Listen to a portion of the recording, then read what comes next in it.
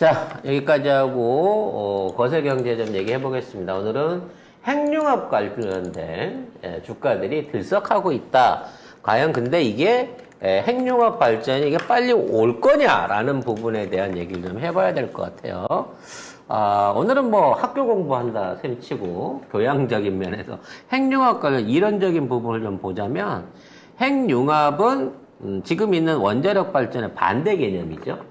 지금은 이제 우라늄을 분리해서 그 과정에서 우라늄이 나눠지면서 생기는 핵 분열을 통해 가지고 열을 얻어 갖고 발전하는 방식인데, 이건 거꾸로 핵의 이 가벼운 물체들을 합쳐 가지고 융합을 하는 과정에서 에너지를 만들어낸다. 뭐 여기까지 누구나 알고 계실 거예요. 그래서 뭐 인공 태양이라고도 얘기를 하고 뭐 청정 에너지, 무공해 에너지 이렇게 막 얘기를 하긴 합니다만, 중요한 건 이제 이게 굉장히 구현하기가 힘든 기술이라는 거죠. 그래서 이제 핵 융합을 하기 위해서는 세 가지가 꼭 필요해요. 첫 번째로 연료죠. 이게 상중수소와 중수소가 필요합니다. 그래서 삼중수소와 중수소는 바닷물에 있어요. 문제는 뭐냐? 이거를 추출하는 비용이 겁나 많이 든다는 거예요. 그래서 우리가 바닷물에 있다 그래갖고 뭐 바닷물을 전기 분해해갖고 이걸 뽑아 쓸 수는 있는 게 아니라 이게 중수소와 삼중수소로 이게 삼중수소는 핵융합로 안에서 우리 지금 핵 폐기물, 그러니까 후쿠시마에서 나오는 게 삼중수소잖아요. 마찬가지로 이 핵변화를 통해가지고 삼중수소는 얻을 수가 있는 거죠. 그래서 이러한 연료들을 갖다가 가열을 해요. 그래서 이 원소들이 플라즈마 형태를 이루게끔 해가지고 이 상황에서 두 개를 합치게 되면 이 중수소와 삼중수소가 합쳐져서 이거 자체가 헬륨이 되는 과정을 거치면서 뭐가 생기냐면 그 안에서 남는 중성자가 삐져나와. 그래서 이 중성자들이 열을 내갖고 그 열을 통해가지고 물을 끓여서 발전을 하는 거예요. 그러니까 원시적인 거야. 결국은 터빈을 돌려가지고 발전을 하는 방식은 똑같은데 그 열원을 핵 분열이 아닌 융합을 통해서 한다는 거죠. 그래서 저런 고온의 플라즈마를 얻기 위해서는 굉장히 높은 온도와 압력을 거기다 가해줘야 돼요.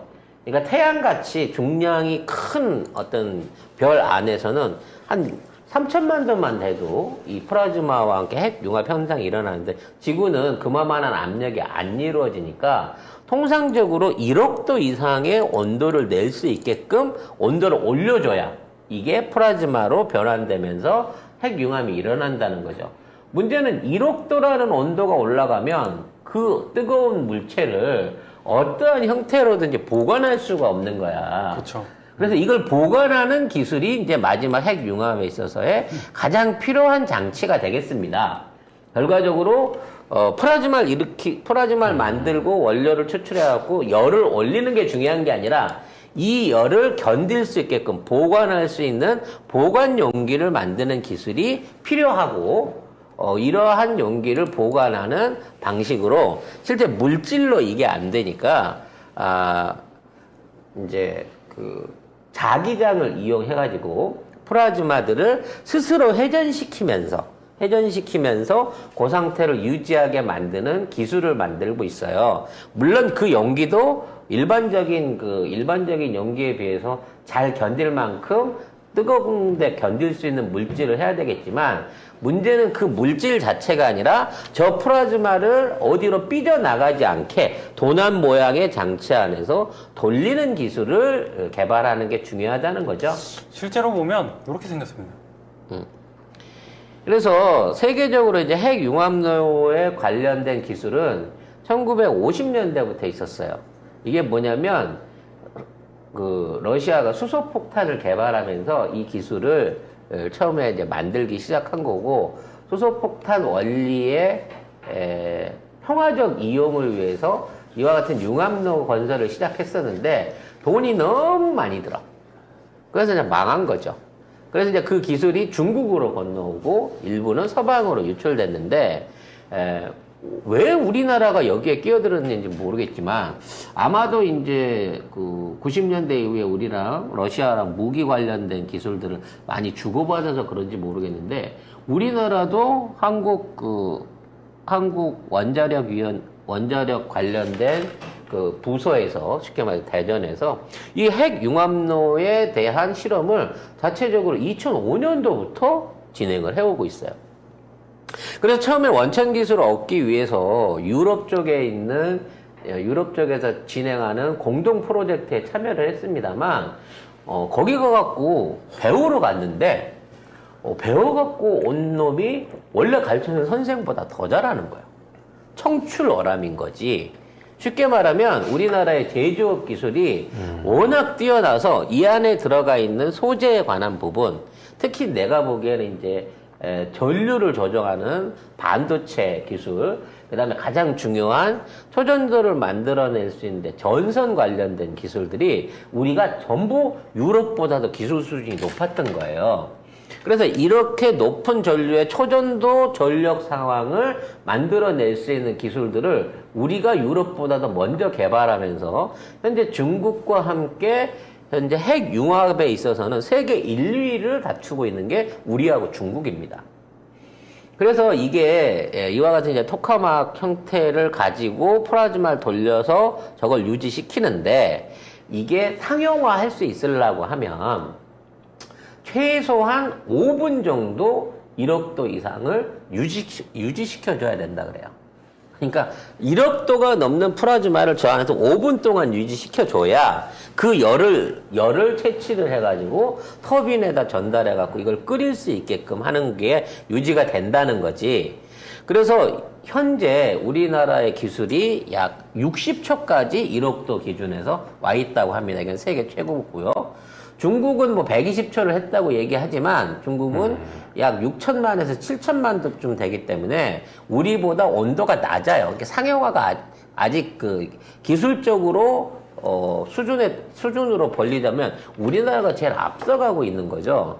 그래서 우리나라 핵융합 기술이 사실상 세계 선두권에 있고 그 독자적인 기술력을 통해 가지고 아마도 세계 최초로 핵융합 상용화를 우리나라가 할 수 있을 것이다. 뭐 이런 아주 그냥 따뜻한 어떤 기대감이 있습니다. 근데 문제는 뭐냐? 실증로를 거쳐서 상용화까지 가는 기간이 2050년 정도 될 것이다 라고 보고 있다는 거죠. 뭐 근데 만들기만 하면 무한에너지라고 하니까. 근데 2050년에 가면 이제 화석 에너지가 필요가 없어지게 되는 세상이 오는 거죠. 그럼 뭐 기존에 있는 석유 팔고 가스 팔고 하는 국가는 거의 다 망하는 거야, 이제. 이것만 나오게 되면. 그래서 이러한 기술이 개발되는데 가장 투자를 많이 하고 있는 국가들이 사우디아라비아에미레이트 같은 국가예요. 그래서 우리나라에서 이 토카막 기술을 주도하고 있는 게 놀랍게도 현대고요. 현대차 그룹인 거고, 거기에 돈을 가장 많이 대고 있는 애들이 아람코와 아랍에미레이트에서 이 돈을 대고 있습니다. 이게 만일에 이제 이 기술이 상용화돼서 만들어진다고 하면 중동에서도 석유를 안 캐고 이걸로 전기를 만들 수 있도록 일종의 지분을 갖고 가는 거죠. 그래서 이 기술이 그래서 이제 상용화 되기까지는 기간이 2050년도까지 걸리는 건데 이게 기술의 진보 때문에 이만큼 걸리는 게 아니에요. 왜냐면 이거를 빨리 하려고 하면 훅 땡기면 사실은 이제 10년 안에도 5년 안에도 할 수 있다고 해요. 근데 문제는 개발비가 어마어마하게 들어가는 거예요. 즉 그만큼 돈을 쳐들여가지고 이 기술을 개발한다고 했을 때 지금의 이제 가스라든지 원자력을 통해서 만들어지는 전력비보다 단가가 안 맞는 거야. 그러니까 실험로를 만들고 이걸 키워갖고 실증로를 만들고 상업화 시설을 하는데 들어갈 수십조 원에 수백조 원의 돈을 일시불로 땡겨갖고 밀어넣을 수 있다면 4, 5년 안에도 이게 가능하다라고 하는 전망이 있다는 거지. 다만 경제적인 사이클상 그렇게 무리해갖고 개발할 필요가 없다는 거야. 왜? 지금 투자해 놓은 시설들에 대한 감가상각이 있는 거고, 자, 얘네들이 자연스럽게 줄어들고, 새로운 기술이 상용화돼서, 이게 시중에 내놔도 큰 문제가 없이 될 수 있는 수준의 기술력과 보편성을 가져야 된다는 거거든. 물론 안정성도 검증을 해야 되고, 여기에서 전기를 만드는 어떤 기술 자체로 발전소만 지을 게 아니라, 이게 자동차나 아니면 소형화를 시켜갖고 뭐 소형 전자제품 같은데도 다이렉트로 집어넣어갖고 무한 에너지로 사용할 수 있는 이런 부분까지 진짜 이제 폭넓게 연구를 하고 있어요. 그렇기 때문에 이거는 꿈의 기술이다라고 생각하고 꿈에 투자하고 있는 거야. 그러니까 지금 투자하고 있는 기업들은 30년을 보고 투자를 한다는 거죠. 아마 투자자는 그 결실을 못 보고 돈만 쓰고 갈 거예요. 네. 그리고 그 수익은 이거를 지금 참여하고 있는 업계 후계자들이 받게 되겠지. 근데 갑자기 최근 들어서 핵융합 발전에 대한 얘기가 확 올라가게 된 이유는 뭐냐면 최근 들어 미국에서 이상한 뉴스가 하나 나왔기 때문이에요. 이 핵융합 발전을 앞으로 5년 안에 이걸 해내겠다. 그래서 2028년도부터 50메가와트, 어마어마한 용량인데 50메가와트의 전기를 핵융합을 통해서 그러자면 발전을 해서 납품을 받겠다라고 하는 뉴스가 나왔기 때문이죠. 그래서 이 뉴스의 주인공이 뭐냐? 미국의 마이크로소프트예요. 그리고 핵융합 발전을 하겠다라고 하는 업체는 현재 스타트업인데 아직 구체적인 규모가 커진 업체는 아닌데 헬리온 에너지라고 하는 회사란 말이죠. 이게 쉽게 말해서 마이크로소프트가 50메가와트의 전기를 5년 후에 헬리온의 핵융합 장치를 통해서 납품을 받겠다고 계약을 걸어버린 거란 말이지. 근데 왜 그러면 마이크로소프트는 이러한 계약을 했냐? 이게 지금 결국 따져놓고 보면 챗 GPT 때문에 그런 거야. 즉, 챗 GPT가. 무슨 연관성이죠? 챗 GPT랑 핵융합이랑 도대체 무슨 연관성이죠? MS가 이제 챗 GPT로 구글이랑 한번 붙어보려고 하는데, 챗 GPT를 운영하려고 보니까 이 서버 안에서 사용되는 전기가 어마어마하게 들어가는 거야. 그 챗 GPT가 어떤 방식인 건 알죠? 계속 지속적으로 들어오고 있는 정보들을 지들끼리 융합해갖고 맞춰갖고 새로운 질문에 대한 답변을 찾아내서 해야 되는데 이러한 질문 하나, 그러니까 챗 GPT한테 뭘 하나 물어봤을 때 얘가 이 답변을 만들어내는 그 답변 하나가 슈퍼컴퓨터들과 연산을 거치는 동안에 전기료만 1,000만 원, 2,000만 원어치가 든다는 거야. 질문 하나가. 이게 전기료가 너무 많이 들어가잖아요. 그래서 구글이 그 남극에다가 서버를 만들었죠, 아예.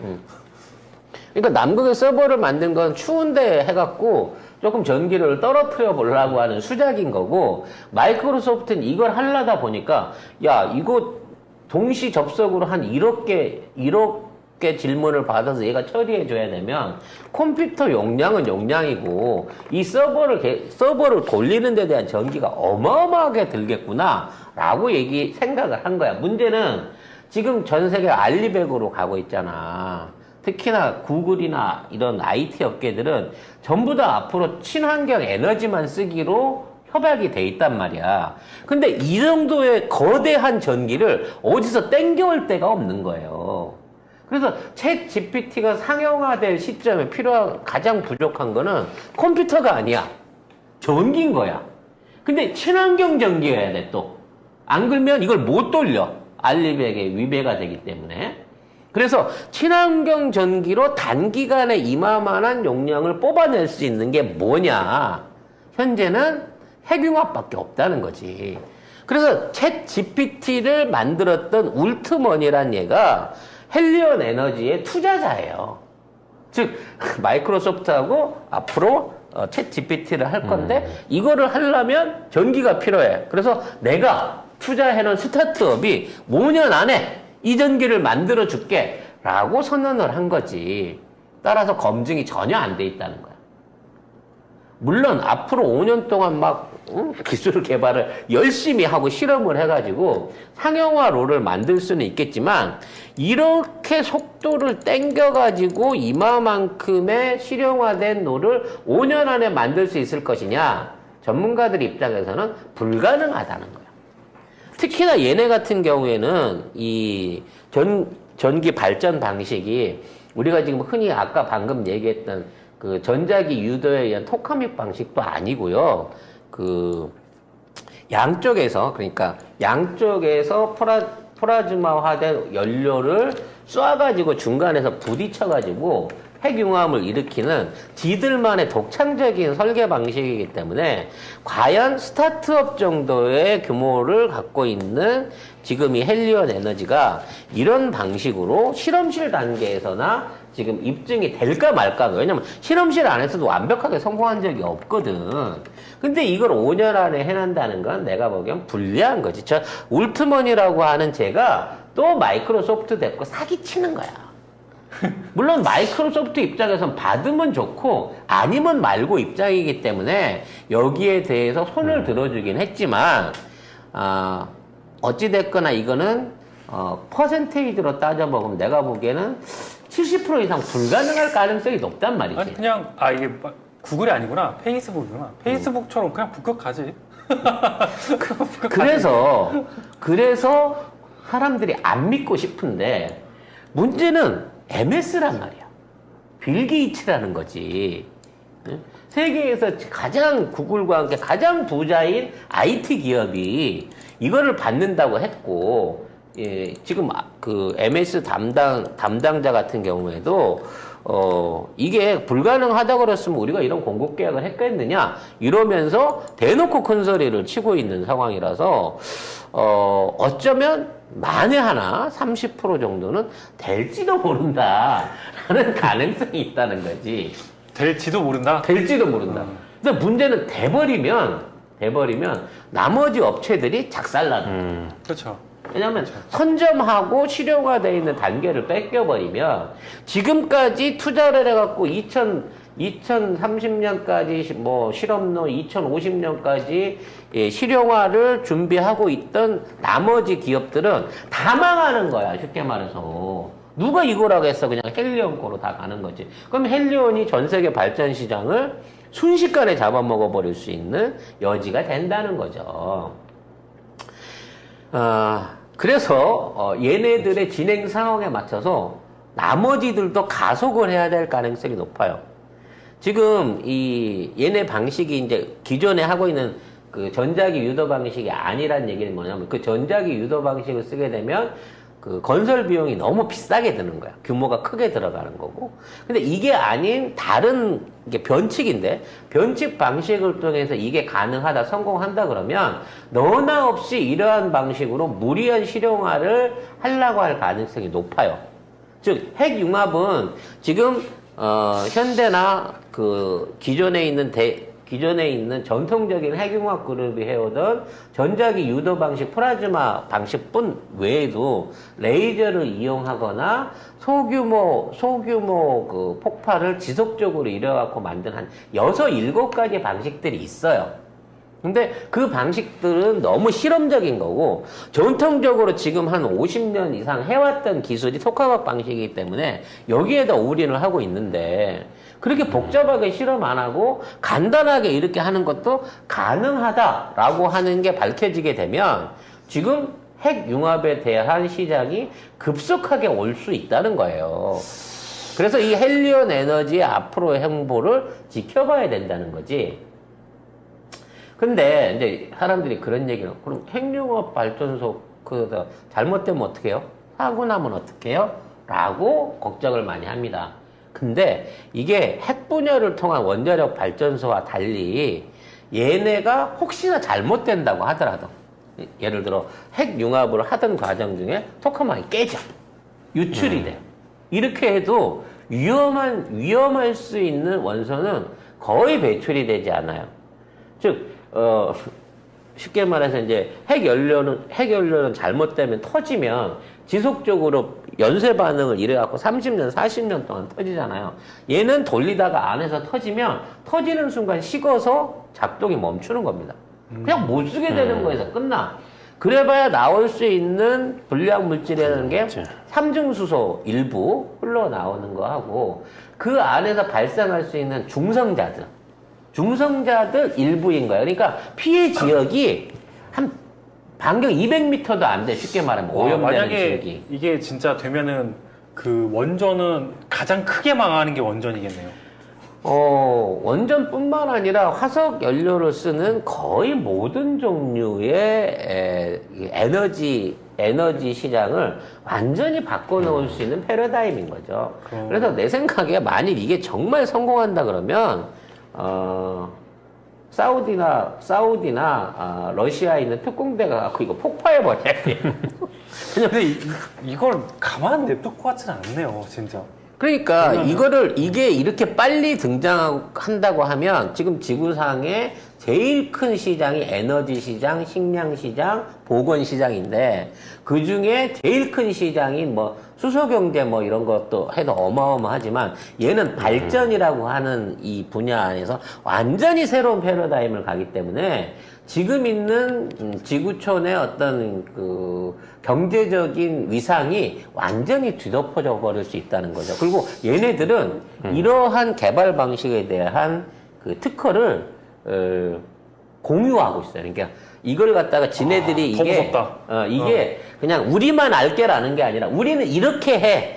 하고 싶으면 니들도 따라 해봐라는 식으로 우리 테슬라가 열었던 것처럼 시장의 접근성을 높이기 위해서 이런 방식들 같은 게 기술을 공유해줘 버린단 말이야. 사실 그러니까 AI가 지금 되게 빠르게 발전하는 게 챗GPT가 오픈 AI잖아요.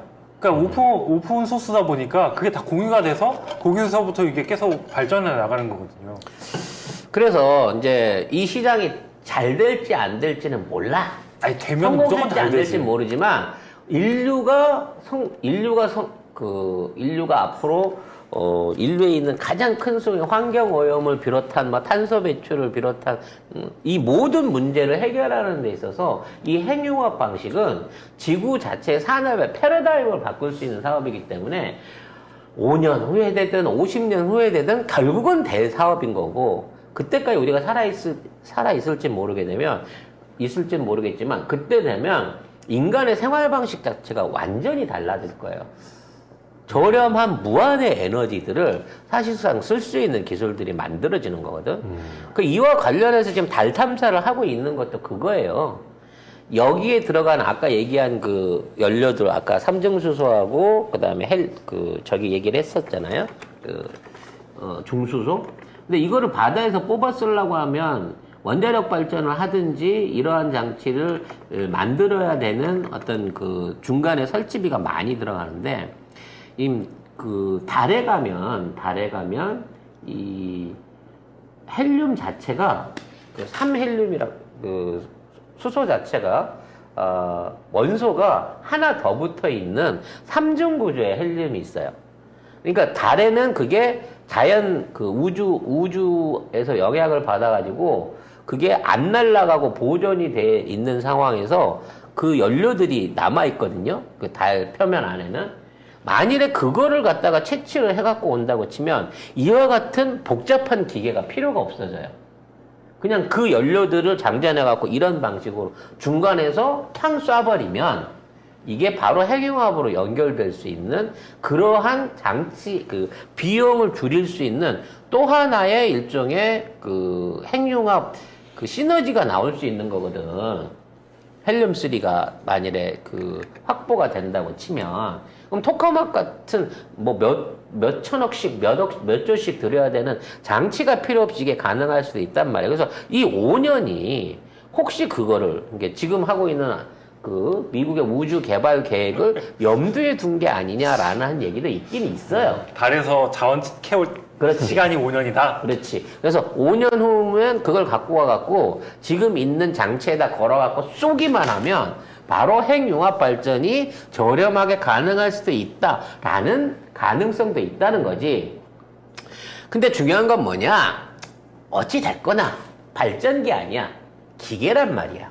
그러니까 거기에는 철판부터 배관부터 전선부터 반도체까지 거기에 들어가는 일종의 필수적인 부품이 있는 거야. 이 자체가 기계이기 때문에 이 기계를 만들 소재와 거기에 들어가는 부품들이 있는 거 아니야.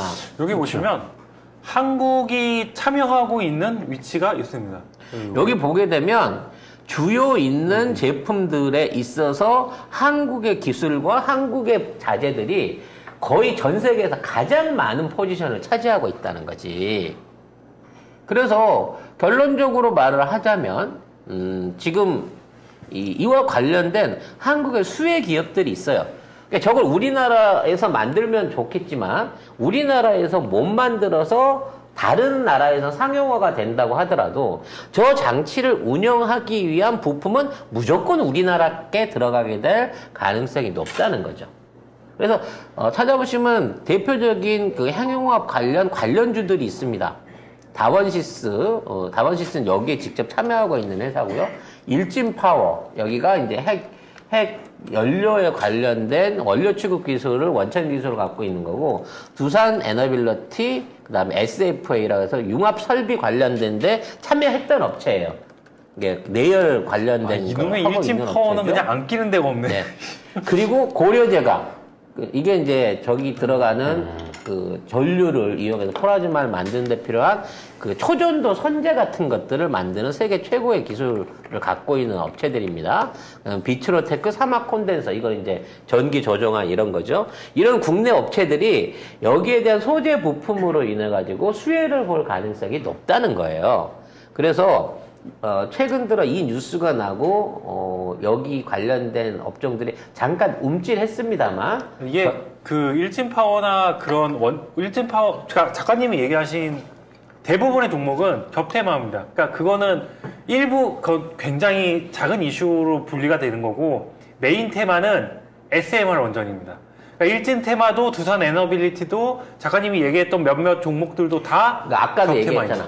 SMR을 하든 일반 핵발전을 하든 초전도 발전을 하든 결과적으로 발전에 필요한 거는 터빈이고 그 다음에 그걸 열이나 전기 에너지를 제어하는 기술이기 때문에 소재는 한국에 들어간다는 거야. 형태가 어떻게 되든지 간에. 그래서 뭐가 됐든지 간에 화석 에너지를 벗어나서 새로운 형태의 에너지 산업이 시작되게 되면 이 주식들이 폭등을 할 수밖에 없다는 거지. 그래서 장기적으로, 중장기적으로 관심을 갖고 볼 필요가 있다라는 말씀을 드리기 위해서 얘기를 하는 거예요. 그래서 이제 기본적으로 여러분들이 생각을 하실 때 과연 초전도 시대를 내가 볼 수 있을까라고 생각을 하지만 이거는 이제 기술의 발전은 의외인 거라서 모르는 거야. 갑자기 내년, 내후년부터 이게 활성화돼가지고 완전히 에너지 패러다임이 생기고, 자, 이러한 경우가 생기면 오히려 선진국들, 에너지 소비들이 높은 국가들의 부가가치가 확 올라가요. 부자를 더 부자로 만들어줄 수 있는 기술인 겁니다. 이런 기술들은. 그래서 이러한 기술들의 소재를 생산할 수 있는 제조국 강국의 한국의 입장을 생각하면 전쟁이 일어나든 무슨 새로운 기기가 나오든 새로운 IT 기기가 나오든 챗 GPT가 등장하든 AI가 등장하든 모든 부분 안은 마찬가지야. 구현하는 데 필요한 원자재, 거기 들어가는 이른바 반제품을 만들 수 있는 한국의 제조업 기술만큼은 절대 놓쳐서는 안 된다는 거야. 이걸 외국에 내주면 안 된다는 거야. 어찌 됐거나 한국 안에서 만드는 원천 기술과 본사가 있어야 우리가 대접받는다는 겁니다. 라는 부분 안에서 지금 경의하고 있는 무리한 친일, 친미, 반중 정책에 대한 외교 포션이 이러한 기업들의 성장을 방해할 수 있다는 면에서 역시나 정권은 빨리 바뀌어야 된다는 생각을 하면서 이걸로 마무리를 하겠습니다.